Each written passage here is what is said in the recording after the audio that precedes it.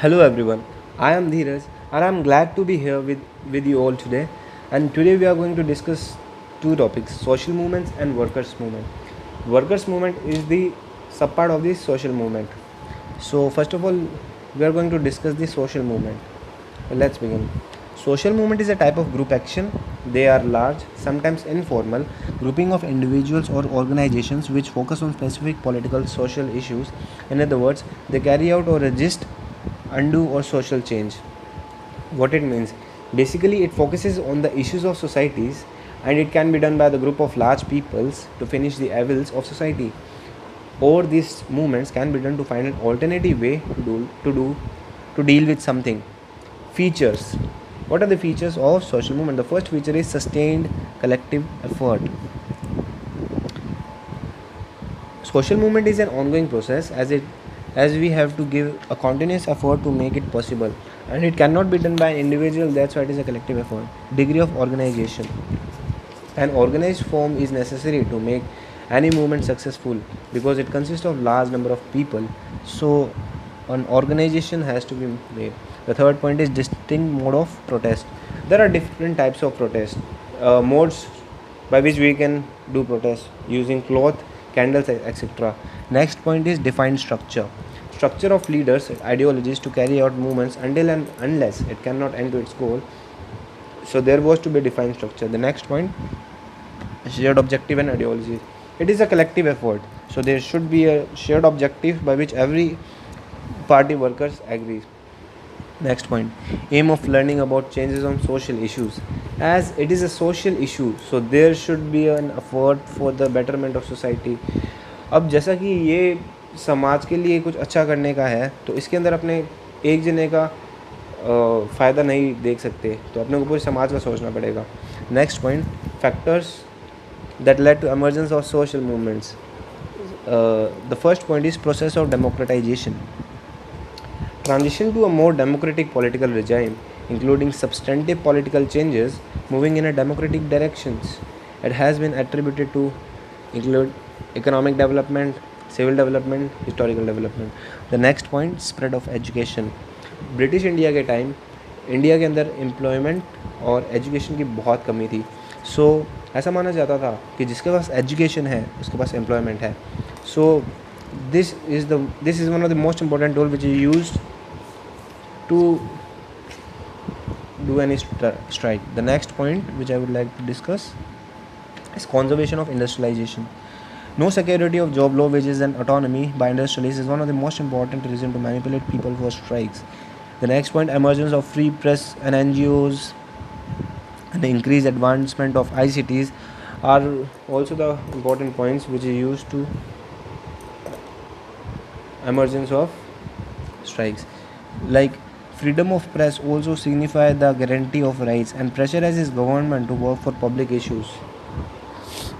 The next point we have to discuss is components of movements. कोई भी movement होता है तो उसके पीछे कोई पर्टिकुलर ऑब्जेक्टिव होता है, आइडियोलॉजी होती है, प्रोग्राम होता है या लीडरशिप होती है, और ये कभी भी स्टैटिक नहीं होता. ये चेंजेबल होता है by nature to to continue the enthusiasm of the workers. As Ghanshyam Shah says, neither of these components is a priority preference static in nature. They tend to change in the course of movement according to the need of the time. ये changes होते रहते हैं. Typologies of social movements, various scholars ने जैसे कि Partha Chatterjee, Ghanshyam Shah, T K. Oommen ने अपने views दिए हैं और जो मूवमेंट्स हैं इनको क्लासीफाई किया है. जैसा कि देख रहे हैं कि घनश्याम शाह ने क्लासीफाई मूवमेंट किया है रिवोल्ट में, रेबिलियन में, रिफॉर्म में और रेवोल्यूशन में, और पार्था मुखर्जी ने एक्यूमुलेटिव, ऑल्टरनेटिव एंड ट्रांसफॉर्मेटरी, और इन सभी ने वेरियस व्यूज़ दिए हैं. The next point is new social movements. ये जो न्यू सोशल मूवमेंट है ये basically talk about the environment, peace, human rights and it is basically a west centric ideology. ये वेस्ट से ही आई है और ये बेसिकली इकोनॉमिक इंटरेस्ट में नहीं, ये पब्लिक इंटरेस्ट में मूवमेंट किए जाते हैं, और इसका जो बेसिकली पॉलिटिकल एंगल कम रहता है और सोशल एंगल ज़्यादा रहता है. And while discussing this social movement, now we have a basic understanding how a movement arises. Now we are going to talk about workers movement. That is very important. So understanding workers movement, अपने को basic समझना पड़ेगा कि ये कैसे और कहाँ से स्टार्ट हुआ. So to understand that, let's go. The development of railways, coal, cotton and jute industries in the second half of the 19th century witnesses the entry of modern industry as well as modern Indian working class. Over the time, Indian working class faced some mode of exploitation during the industrialization, such as low wages, low working hours, unhygienic and hazardous working conditions, child labor, and absence of basic amenities. In the second half of the 19th century, बहुत सी industries rise हुई, जैसे railway industry, coal industry. इसी के साथ साथ working class rise हुआ. और जैसा कि राइज हुआ, वर्किंग क्लास को बहुत सी प्रॉब्लम्स फेस करनी पड़ती थी, जैसे कि low wages, hazardous conditions, unhygienic problems वगैरह वगैरह. Next point, Indian working class movement gave different colour due to politicalism and economic exploitation by both foreign and native capitalist classes. And इन working class का rise करने में बहुत से foreign powers का, capitalist का भी हाथ था. तो ये लोग थे, ये भी जो इनके व्यूज़ होते थे डाइवर्ट करते रहते थे. According to labour historian, span of working class activities divided into 4 distinct phases. Workers historians के अकॉर्डिंग ये जो वर्कर्स मूवमेंट है ये 4 डिफरेंट फेजेस में बंटा हुआ है, डिफरेंट फेजेस में बंटा हुआ है. तो और ये डिफरेंट फेजेस है, एक जब भारत आज़ाद नहीं था इन ब्रिटिश इंडिया, एंड जब India is fighting for the independence till 1947, and after 1947 when India became independence. Now talking about first phase, nature of the working class movement in the earliest phase was sporadic, unorganized and inefficient. In the late 19th century in Madras and from the second decade of the 20th century in Bombay, and that serious attempts were made for the formation of that could lead organized form of protest. Before the formation of associations, some philanthropists in 1880s improved working class conditions by urging British authorities in India to introduce legislation for improving conditions. Starting में जो movements हुए वो बहुत ही unorganised वे में थे, sporadic थे, छोटे time के लिए थे और इनफेक्टिव थे, और वो गवर्नमेंट पे कोई भी प्रेशर नहीं डाल पाते थे. In late 19th century in Bombay and Madras organisations बनने लगी, और 1880s के पास कुछ फिलोसोफर्स ने या स्कॉलर्स ने ब्रिटिश इंडिया में जो गवर्नमेंट थी उसको बोला कि कुछ कंडीशंस बनाई जिससे वर्किंग क्लास की कंडीशंस इंप्रूव हो. Then we are talking about the second phase, that is till independence. The workers movement entered into different phase after the first world war. Trade unions were constituted and become more organised then before. Decade of 1920s was very crucial as different political parties, Congress, Communists made serious attempt to mobilize working class. Attempt was made to form All Indian Organization. Lokmanya Tilak was introduced in the formation of All Indian Trade Organization. Workers movement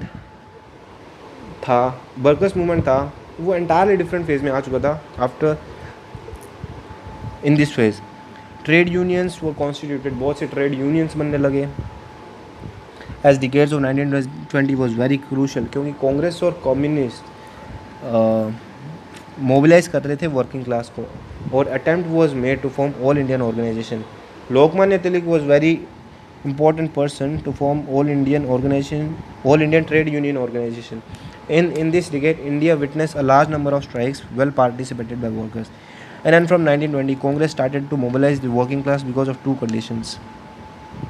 Congress realized that if it is failed to bring control on working class, India might face people's revolution, and they realized that to launch an effective struggle against imperialism, all sections of Indian society were to be mobilized. Congress को पता था कि अगर वो effective revolution लाना चाहते हैं workers movement के अंदर, तो उनको जितने भी सेक्शंस हैं उनको सबको मोबिलाइज करना पड़ेगा ब्रिटिश गवर्नमेंट के अगेंस्ट. और अगर वो और उनको ये लाने के लिए वर्किंग क्लास को तो लाना ही पड़ेगा, क्योंकि this is the one of the most important section of the society.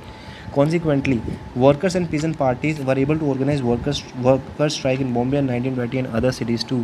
साथ ही साथ वर्कर्स और पीजेंट पार्टीज जो थे वो भी बहुत से प्रोटेस्ट ऑर्गेनाइज करवा रहे थे. इन 1920 there are almost 396 strikes in 1921 involving 6 lakh workers. That is a very big pretty number. और इसी के साथ साथ पूरे इंडिया के अंदर एक क्रांति आई रेवोल्यूशन को लाने में. There were growing differences between the moderates and communists. As a result, AITU से split and National Trade Union was formed. Moderate leaders such as NM Joshi.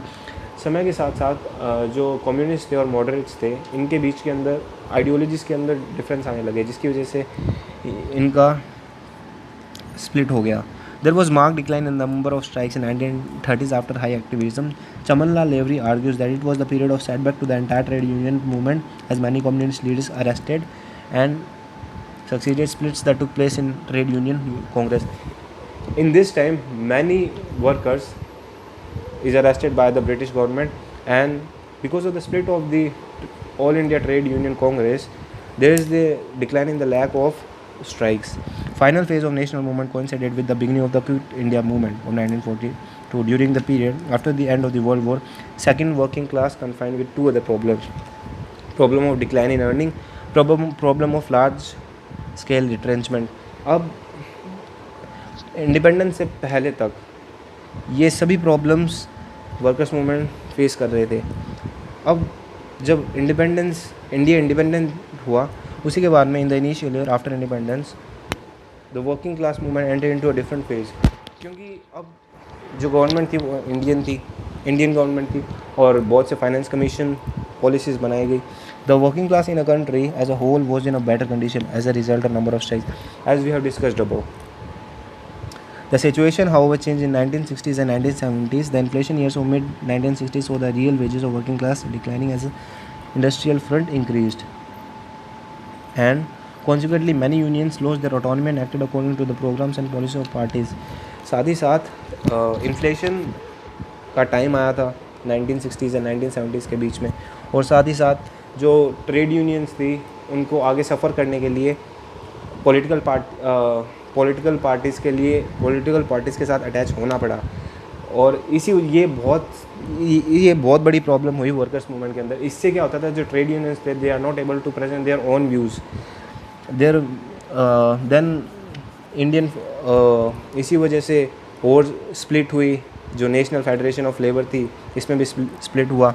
Imposition of emergence was a very political turmoil for the working class. Hence, the working class of both the sectors came forward to participate in the strike as Indian state was facing numerous problems and disputes. After emergency, many sections of people, societies of people came together to fight these problems. Hence, Rudolph argued that in the period between 1965 to 1975, a number of work days lost increased by almost 500%. अब इतना सब जो lockdown चल रहा था, इसी वजह से जो अनएम्प्लॉयमेंट था और लॉकडाउन था वो 500% इंक्रीज़ हो चुका था. This is one of the most important problem going on this time. Lockouts in private sector increased, as a result of which large percentage of workdays were lost at well in conditions of unemployment, as we discussed earlier. Then, in this phase, after independence, many problems arises, like Indian government in finance commission made many policies, but workers movement still have to suffer a lot because of large problems of unemployment and inflation. Now, talking about the challenges of the new economic policies like LPG reforms, liberalization, globalization, and privatization claimed havoc with the working class.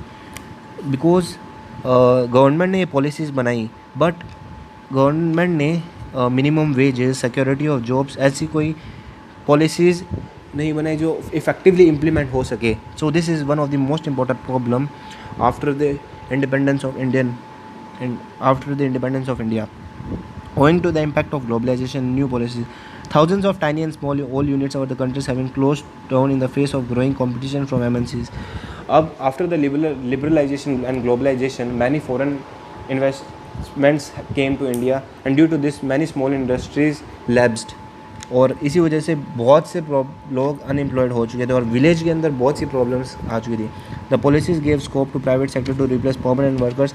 और इसी वजह से जो लोगों की जो unemployment बहुत ही uncertain थी, और इसी वजह से